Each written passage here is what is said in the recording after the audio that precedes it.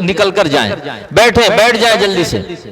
یہ با ادب لوگوں کی مجلس ہے، یہ مبارک پور کی سرزمین جہاں کے لوگ تعلیم یافتہ لوگ ہیں، آپ حضرات سے گزارش ہے کہ آپ حضرات بیٹھ جائیں، کسی طرح آپ لوگوں کے لیے مناسب نہیں کھڑے رہنا، بیٹھیں اپنی جگہوں پہ بیٹھ جائیں۔ اتنی دور دراز سے بڑی مشکلوں اور مشقتوں کو برداشت کر کے ہمارے مہمانان کرام ہماری دعوتوں پر یہاں تشریف لائے ہیں، ہماری اچھی تہذیب لے کر کے جائیں گے اور ملک کے کونے کونے میں اس کا تذکرہ کریں گے۔ آپ تشریف رکھیں، اپنی اچھی تہذیب کا ثبوت دیں، بیٹھیں آخر تک۔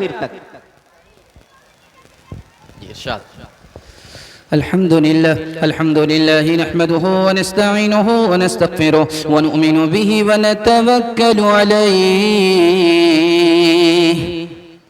ونعوذ بالله من شرور أنفسنا ومن سيئات أعمالنا من يهده الله فلا مضل له ومن يضلل فلا هادي له ونشهد أن لا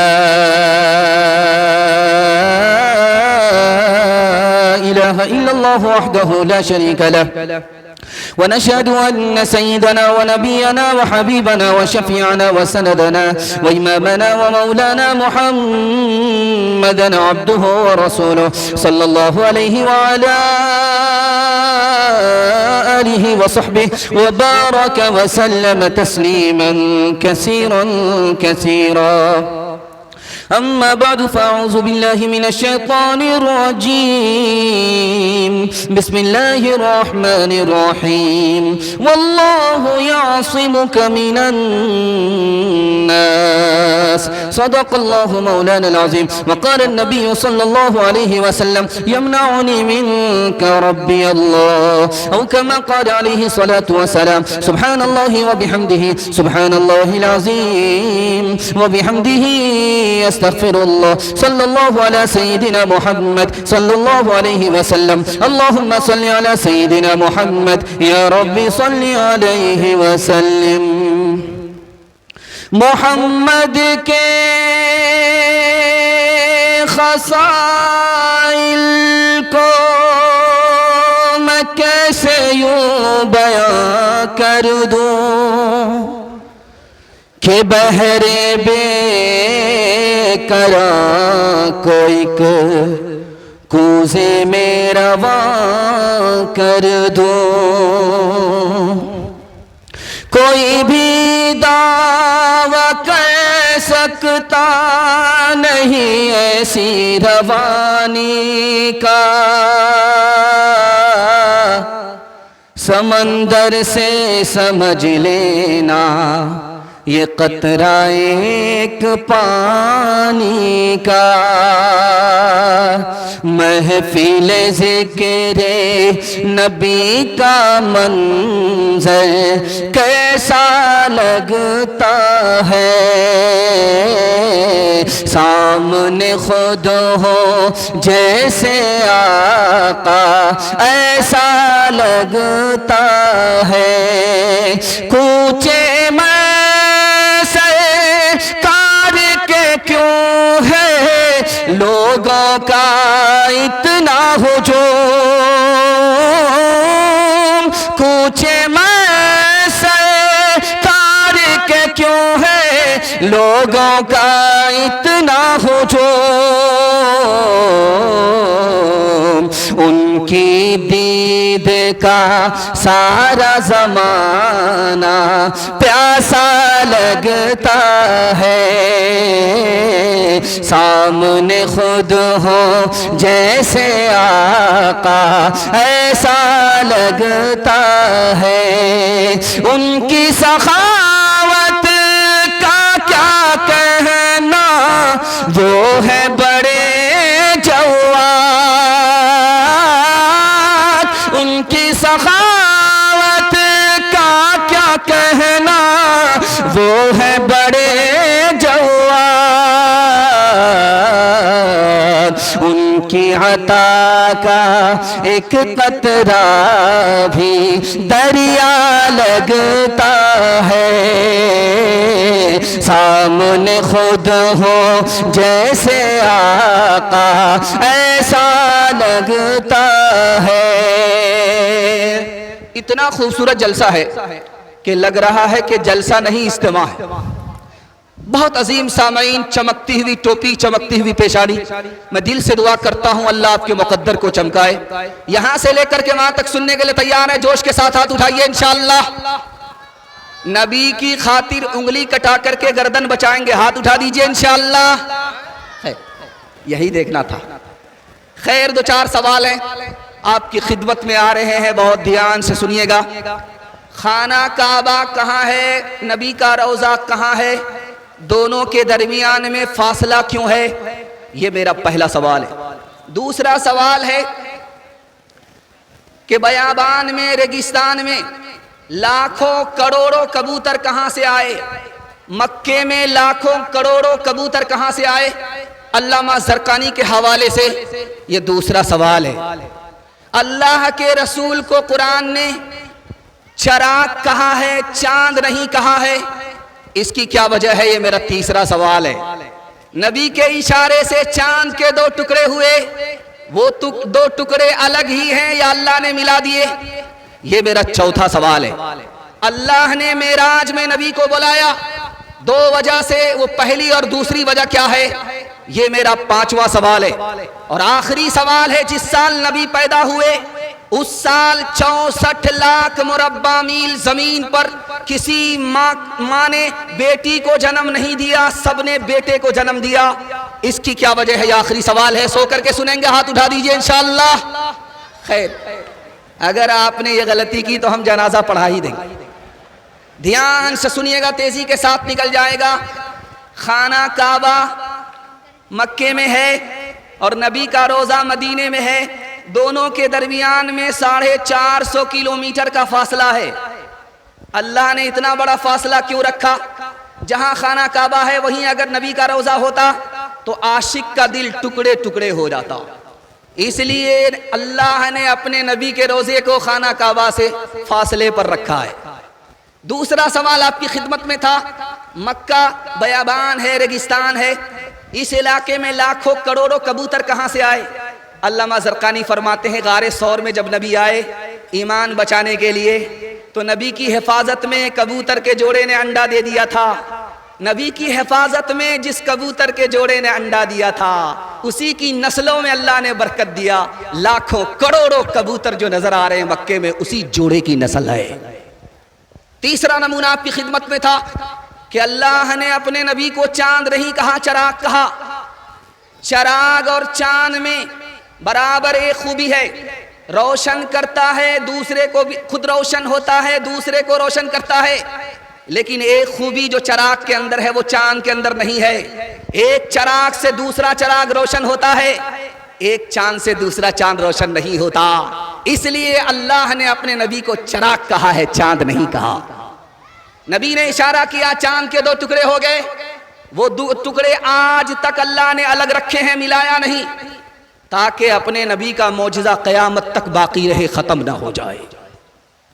ایک سوال خوبصورت آپ کی خدمت میں تھا کہ نبی کو معراج ہوئی دو وجہ سے۔ اللہ کے رسول عرش پر گئے، عرش کے بعد دنیا ختم ہے، عرش کے نیچے ساری دنیا ہے، عرش کے اوپر کوئی دنیا نہیں۔ اللہ کو بتانا تھا کہ عرش کے بعد کوئی دنیا نہیں، اس نبی کے بعد کوئی نبی نہیں، یہ آخری نبی ہے۔ دوسری وجہ، معراج میں اللہ نے نبی کو بلایا، دنیا نے ذلیل کرنا چاہا، اللہ نے عزت کی چوٹی پر بلا کر کے دنیا کو سمجھانا چاہا عزت اور ذلت اللہ کے ہاتھ میں ہے، جس کو تم ذلیل کرنا چاہتے تھے دیکھو ہم عزت کی چوٹی پر لے کر کے آ گئے۔ 64 لاکھ مربع میل زمین جزیرۃ العرب ہے۔ جس سال نبی پیدا ہوئے اس سال کسی عورت کو اللہ نے بیٹی نہیں دیا، اس زمانے میں دستور تھا بیٹیوں کو زندہ قبر میں گاڑ دیا جاتا تھا۔ نبی کی آمد ہو رہی ہے، رحمت بن کر کے آ رہے ہیں، خدا کی رحمت کو گوارا نہیں ہوا کہ جو نبی رحمت بن کر کے آئے ان کی آمد پر بیٹیوں کو زندہ درگور کیا جائے، اس لیے اللہ نے ہر عورت کو بیٹا دیا، بیٹی نہیں دیا۔ ہاتھ اٹھائیے، وعدہ کیجئے، سب کام پہلے ہوگا، جمعہ بعد میں کریں گے انشاءاللہ۔ خیر اٹھائیے، دیکھیں کب بیدار ہوتے ہیں آپ۔ لکھنؤ جانا آپ کو نصیب نہیں ہوگا، سیدھا رانچی پہنچیں گے آپ۔ کیا جانے کوئی رفعت و عظمت رسول کی، اللہ خود ہی کرتا ہے مدحت رسول کی۔ باطل ہر ایک دور میں ہوگا ذلیل و خوار، باطل ہر ایک دور میں ہوگا ذلیل و خوار، قائم صدا رہے گی شریعت رسول کی، قائم صدا رہے گی شریعت رسول کی۔ دل سے آپ کو دعا دے رہا ہوں، اتنا بڑا مجمع ہے، کہیں گیدرنگ نہیں ہے، ایسا سناٹا ہے کہ محسوس ہی نہیں ہوتا کہ یہاں لوگ بیٹھے ہیں، سانس لے رہے ہیں۔ یہ جلسے کی کامیابی کی ضمانت ہے۔ دل سے دعا کرتا ہوں اللہ ہمارے سنانے کو، آپ کے سننے کو بہت قبول فرمائے۔ نبی کو امت سے کتنی محبت تھی، یہ پیغام 3 منٹ میں آ رہا ہے۔ اللہ کے رسول نے پوری زندگی آذان نہیں دی ہے، آذان دلوائی ہے، آذان نہیں دی ہے۔ اس کی وجہ یہ لکھی ہے کہ نبی اگر آذان دیتے تھے کہتے حی علی الصلاۃ، آؤ نماز کی طرف، اگر لوگ نہیں آتے تو ڈائریکٹ گنہگار ہو جاتے۔ نبی نہیں چاہتے تھے کہ اپنی امت کو ڈائریکٹ گنہگار بنائے، اس لیے دوسرے سے آذان دلوائی، خود آذان نہیں دیا۔ صحابی سو رہے تھے مسجد میں، حضرت علی سے کہا کہ تم جگا دو، آپ نے نہیں جگایا۔ حضرت علی نے پوچھا یا رسول اللہ آپ تو پہلے پہنچے تھے اور نیکی میں آپ سبقت کرتے ہیں، آپ نے خود نہیں جگایا، مجھ سے کہا جگا دو۔ تو اللہ کے رسول نے کہا جب سوتا ہوا آدمی جاگتا ہے تو بڑبڑاتا ہے، اگر میں اپنے صحابی کو جگاتا وہ بڑبڑاتا، نبی کی شان میں گستاخی ہوتی، میں اپنے صحابی کو گستاخی سے بچانا چاہتا تھا۔ ابو داؤد میں لکھا ہے کہ 2 صحابی گزر رہے ہیں، اللہ کے رسول نے بلا کر کے کہا کہ دیکھو میں نے تمہیں اس لیے بلایا ہے کہ یہ میری بیوی ہے، میں اس کا شوہر ہوں، جس کام کے لیے جا رہے تھے چلے جاؤ۔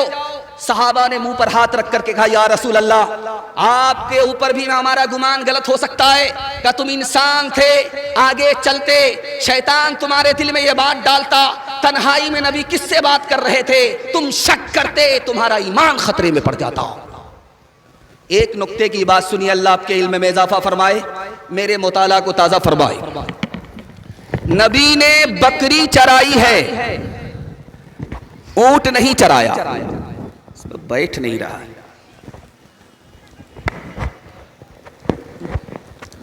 نبی نے بکری چرائی ہے، اونٹ نہیں چرایا۔ اس کا راز لکھا، اونٹ چرانا آسان ہے، بکری چرانی مشکل ہے، چھوٹی چھوٹی مخلوق ہے، جوڑ کر کے رکھنا پڑتا ہے اور مکمل اس کی حفاظت کرنی پڑتی ہے، بھیڑیے سے بچانا پڑتا ہے۔ نبی کو امت حوالے کی جانے والی ہے، پہلے بکری چروائی، اس کے بعد نبی بنایا۔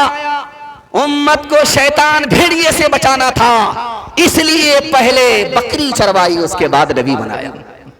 صرف 10 سال میں ہمارے نبی نے 9 لاکھ مربع میل زمین پر ہر کچے پکے مکان میں اسلام کو داخل کر دیا۔ جانتے ہیں کیوں؟ صرف 3 کام کیا۔ پہلا کام کیا، معاف کیا، بدلہ نہیں لیا۔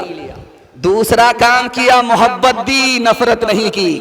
تیسرا کام کیا، مدد کے لیے ہاتھ بڑھایا، مدد کے لیے ہاتھ نہیں کھینچا۔ 3 کام کیے، 10 سال کے اندر ہر کچے پکے مکان میں اسلام کو داخل کر دیا۔ ایک مثال پر پیغام ختم کر رہا ہوں، دھیان سے اس کو سنیے گا، تیزی کے ساتھ نکل جائے گا۔ ایک جوان آیا نبی کی مجلس میں کہ یا رسول اللہ میں اسلام قبول کرنا چاہتا ہوں۔ کہ سبحان اللہ، اسلام قبول کر لو۔ تو اس نے کہا حضور میری ایک شرط ہے، میں زنا کرتا ہوں، رات میں بھی زنا کرتا ہوں، دن میں بھی زنا کرتا ہوں، زنا کرنا میری عادت ہے، اگر زنا کی اجازت ملے گی تب اسلام قبول کروں گا۔ اللہ کے رسول حکیم تھے، حکمت سے بات کیا، دماغ لگا کر کے بات کیا، او جوان تم کلمہ پڑھ کر مسلمان ہو جاؤ، میں تم کو زنا کی اجازت دیتا ہوں۔ صحابہ حیرت میں پڑ گئے کہ یہ کیا ہو رہا ہے۔ جب وہ جوان کلمہ پڑھ کر مسلمان ہو گیا کہ ایک پنت دو کاج، ایک وقت میں دو کام کروں گا، تو اللہ کے رسول نے فرمایا او جوان میری بھی شرط سن لو، 4 عورت کو چھوڑ کر کے جس سے چاہو منہ کالا کرو، وہ کسی کی بیٹی نہ ہو، وہ کسی کی بیوی نہ ہو، وہ کسی کی بہن نہ ہو، وہ کسی کی ماں نہ ہو۔ یا رسول اللہ اجازت دے رہے ہو یا جال میں پھنسا رہے ہو؟ کہ غور کرو، تمہاری ماں کے ساتھ کوئی زنا کرے اس کو دنیا میں نہیں رہنے دو گے، تمہاری بیٹی کے ساتھ کوئی منہ کالا کرے اس کو پھانسی پر چڑھا دو گے، تمہاری بیوی اور بہن کے ساتھ کوئی منہ کالا کرے اس کی ہستی کو فنا کر دو گے، لیکن یاد رکھو تم جس عورت کے ساتھ منہ کالا کر رہے ہو وہ بھی کسی کی ماں ہے، وہ بھی کسی کی بیٹی ہے، وہ بھی کسی کی بہن ہے، وہ بھی کسی کی بیوی ہے۔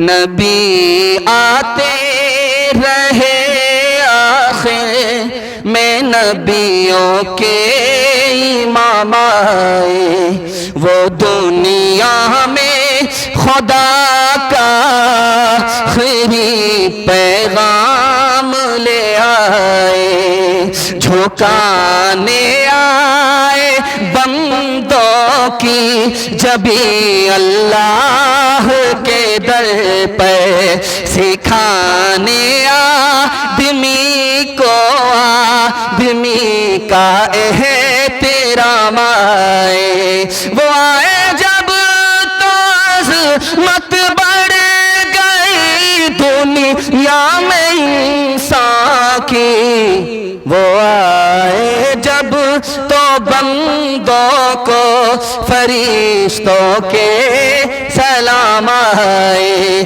وہ آئے جب تو بندوں کو فرشتوں کے سلام آئے۔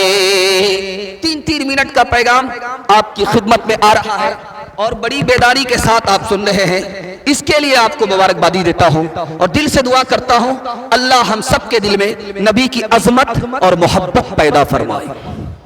تیسرا پیغام ہے، سننے کے لیے تیار ہیں؟ عمل کریں گے مرنے کے بعد؟ ہاتھ اٹھا دیجئے انشاءاللہ۔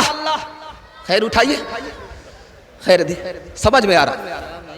تیسرا پیغام آپ کی خدمت میں آ رہا ہے، تیزی کے ساتھ نکل جائے گا۔ 3 طرح کے لوگ جنت میں جائیں گے۔ پہلا آدمی جو جنت میں جائے گا بغیر حساب کتاب کے چلا جائے گا، قبولیت کی گھڑی ہے، دعا کیجئے اللہ ان میں ہم سب کو شامل فرمائے۔ دوسرا آدمی جو جنت میں جائے گا، کیسے جائے گا؟ حساب تو ہوگا مگر ہلکا پھلکا، ادھر ہلکا پھلکا حساب ہوا، ادھر جنت میں پہنچ گیا، اللہ ان میں ہم سب کو شامل فرمائے۔ اور تیسرا آدمی جنت میں کیسے داخل ہوگا آپ کو حیرت ہوگی۔ سیرت کا جلسہ ہے، نبی کی عظمت کے حوالے سے آپ سن لیں۔ اس کی گاڑی پھنس جائے گی، اس کو روک لیا جائے گا، رات کا الگ حساب لوں گا، دن کا الگ حساب لوں گا، جوانی کا الگ حساب ہوگا، مالداری کا الگ حساب ہوگا، صحت تندرستی کا الگ حساب ہوگا۔ وہ پھنس گیا، ادھر نبی آ گئے، ادھر اس کی گاڑی پھنسی، ادھر نبی کی شفاعت ملی، گاڑی نکل گئی، جنت میں پہنچ گیا۔ اللہ نبی کی شفاعت سے ہم سب کو محروم نہ فرمائے۔ ایک بات نکتے کی، جنت میں جانے کے بعد بھی افسوس ہوگا۔ جنت ایسی جگہ ہے جہاں غم نام کی کوئی چیز ہی نہیں ہے، افسوس نام کی کوئی چیز نہیں ہے، لیکن جنت میں جانے کے بعد افسوس کیوں ہوگا؟ حیرت ہوگی۔ افسوس کن لوگوں کو ہوگا؟ نبی کی مجلس تھی، نبی کا نام آتا تھا، درود نہیں پڑھتے تھے۔ جب جنت میں جائیں گے تو مقام و مرتبے سے محروم ہو جائیں گے، تو دنیا میں موقع ہاتھ سے چلا گیا، جنت میں جانے کے بعد بھی افسوس ہوگا۔ اتنا بڑا مجمع ہے، حضرت تھانوی نے پوچھا، دعا کیجئے اللہ ان کی قبر کو نور سے بھر دے۔ اتنا بڑا مجمع ہے، انہوں نے پوچھا کہ لوگوں تم جنت میں کیوں جانا چاہتے ہو؟ تو ایک ہی جواب حضرت نے دیا کہ جنت میں کیوں جانا چاہتے ہیں لوگ؟ دنیا میں نبی کا دیدار نہیں ہو رہا، نبی سے ملاقات نہیں ہو رہی.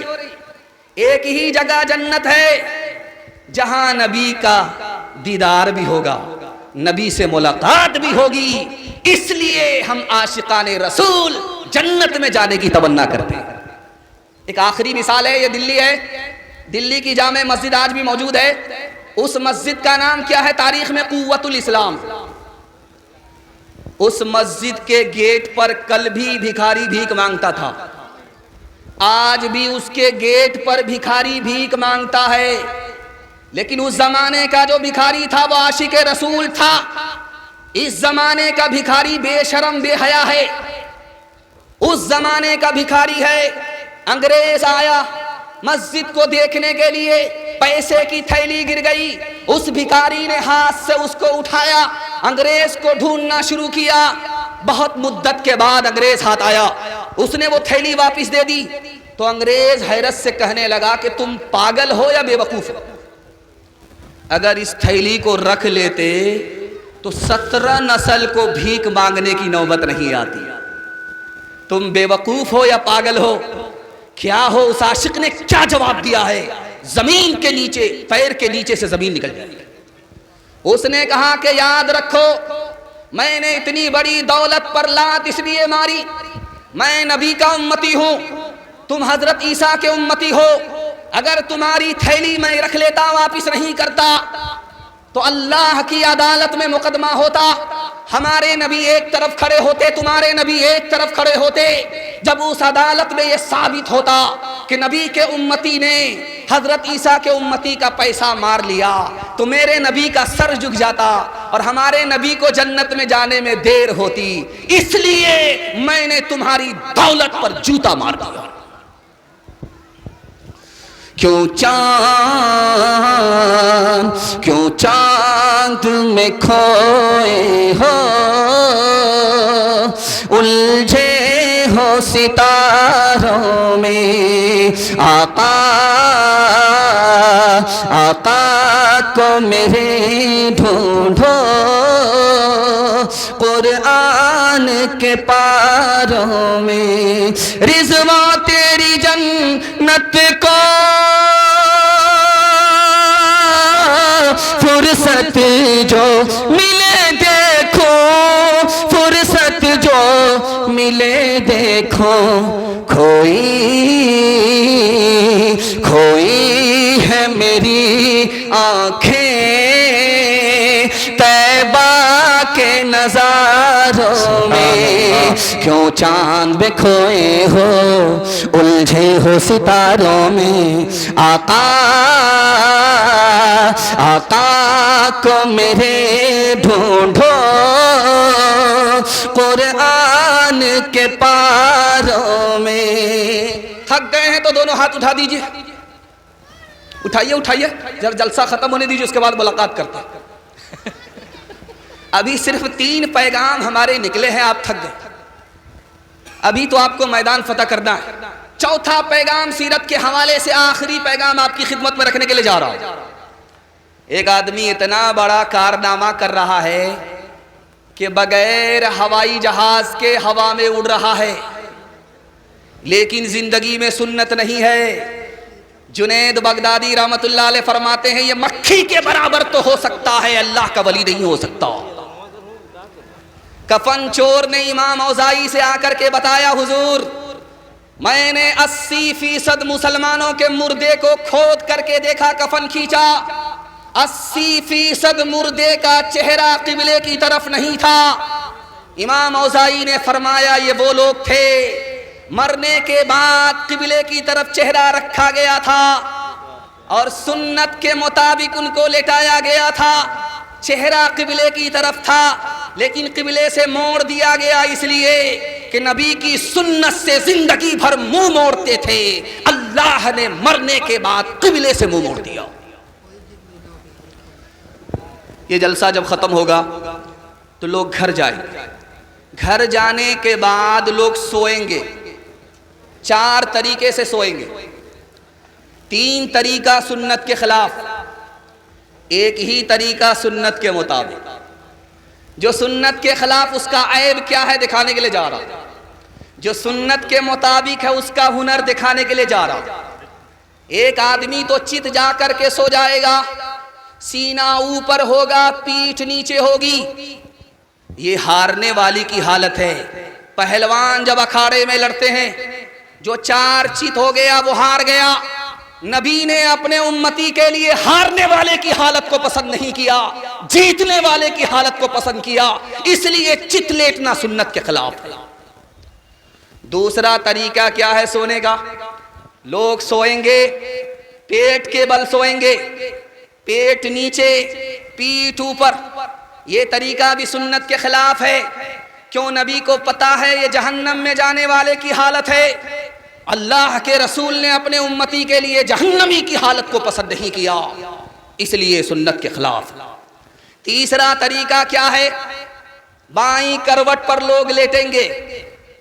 جب دل ہوتا ہے بائیں کروٹ پہ تو دل دب جاتا ہے, تو دبا کر کے نیند آتی ہے, اور ایسی نیند آتی ہے کہ آنکھ بھی بند ہو جاتی ہے, کان بھی نہیں کھلتے, اذان کی صدا نہیں پہنچتی. اس لیے سنت کے خلاف ہے. اب ایک ہی طریقہ رہ گیا سنت کے مطابق, اس کا ہنر دیکھیے. جب آدمی سنت کے مطابق لیٹا تو دل لٹک گیا. جب دل لٹکتا ہے تو آنکھ سوتی ہے, کان جاگتے ہیں.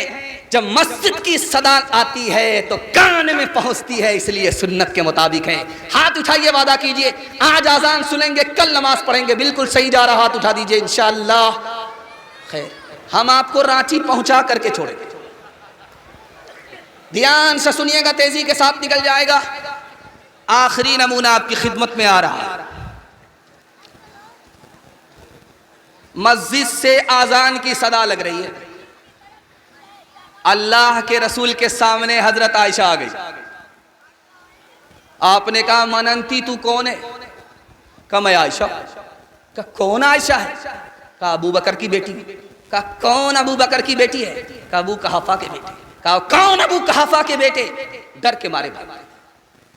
بعد میں آ کر کے کہا یا رسول اللہ, میں آپ کی بیوی, آپ نے مجھے نہیں پہچانا.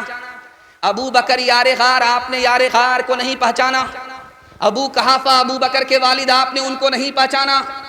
تو اللہ کے رسول کا جواب سنیے اور وعدہ کیجئے کہ انشاءاللہ مرتے دم تک اللہ کی بندگی کریں گے انشاءاللہ.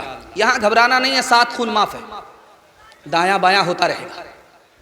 اللہ کے رسول نے کہا اے عائشہ, جب مسجد سے اذان کی صدا لگتی ہے تو میں کسی کو نہیں پہچانتا, صرف اور صرف اپنے اللہ کو پہچانتا ہوں. موسیٰ علیہ السلام سے مقابلہ کرنے کے لیے کتنے جادوگر آئے تھے؟ تو لکھا 3 لاکھ. اور کتنی رسیاں کتنے اونٹ پر لے کر کے آئے تھے سانپ بنانے کے لیے؟ تو لکھا 3000. 3000 اونٹ پر رسیاں لے کر کے آئے حضرت موسیٰ سے مقابلہ کرنے کے لیے, اور 3 لاکھ کی تعداد میں سب کلمہ پڑھ کر مسلمان ہو گئے. حضرت موسیٰ نے پوچھا یا اللہ یہ کیا ہوا, جو میرے مخالف تھے وہ موافق کیسے ہو گئے, کلمہ پڑھ کر مسلمان کیسے ہو گئے؟ اللہ کی طرف سے جواب آیا, موسیٰ وہ تمہاری نقل اتارنے کے لیے آئے تھے, تمہارا کپڑا پہن کر کے آئے تھے, تمہاری داڑھی رکھ کر کے آئے تھے, تمہارا بال تھا, تمہاری لاٹھی تھی, وہ تمہاری نقل اتار رہے تھے, اس لیے میری رحمت نے گوارا نہیں کیا تمہاری نقل پر چلنے والے کو جہنم میں داخل کر دوں. اس ہندوستان میں آپ دیکھیں گے مسلمانوں کی تعداد اتنی زیادہ ہے جیسے آسمان پر ستارے, اور اس ہندوستان میں آپ دیکھیں گے سکھوں کی تعداد اتنی کم ہے جیسے آٹے میں بال. لیکن سکھوں کو عزت مل رہی ہے, مسلمان قدم قدم پر ذلیل ہے. اس کی 2 وجہ ہے. سکھ میں 2 خوبی ہے, وہ مسلمان میں نہیں ہے. آپ یہاں سے لے کر کے مبارک پور سے لے کر کے پنجاب تک دکھائیے کوئی سکھ بھیک مانگتا ہوا نظر آ رہا, ایک بھی نہیں آئے گا. لیکن مسلمان میں ہٹھا کٹھا الو کا پٹھا, بھیک کا کٹورا لے کر کے اللہ کے نام پر دے دو, اللہ کے نام پر دے دو. پوچھنے والے نے کہا یہ بھیک مانگ رہے ہو یا فٹ بال کھیل رہے؟ شرم نہیں آتی بھیک اس طرح مانگتے ہو؟ کہ کس بات کی شرم؟ میرا دادا نیشنل فقیر تھا اور میرا باپ انٹرنیشنل فقیر ہے, یہ خاندانی پیشہ ہے. آپ کو سکھوں کی خوبی دکھا رہا ہوں. مبارک پور سے لے کر کے پنجاب تک کوئی سکھ آپ کو بھیک مانگتا ہوا نظر نہیں آئے. اور دوسری خوبی دکھانے کے لیے جا رہا ہوں، سکھ چاہے چھوٹی داڑھی رکھیں یا بڑی داڑھی رکھیں، سر پر پگڑی اور داڑھی یہ برابر ہوگی، سب چیز چھوڑ دیں گے لیکن داڑھی اور پگڑی نہیں چھوڑیں گے۔ جنہوں نے دین اور دھرم کو پکڑا اللہ نے عزت کی چوٹی پر پہنچا دیا، جس نے دین اور دھرم کو ٹھوکر مارا اللہ نے ان کو ٹھوکروں میں ڈال دیا۔ ہاتھ اٹھائیے، وعدہ کیجئے بیوی سے پوچھ کر کے داڑھی رکھیں گے انشاءاللہ۔ ہاتھ اٹھائیے، خیر ووٹر لسٹ میں نام نہیں ہے، کھڑا ہو کر کے ہاتھ اٹھا رہا ہے۔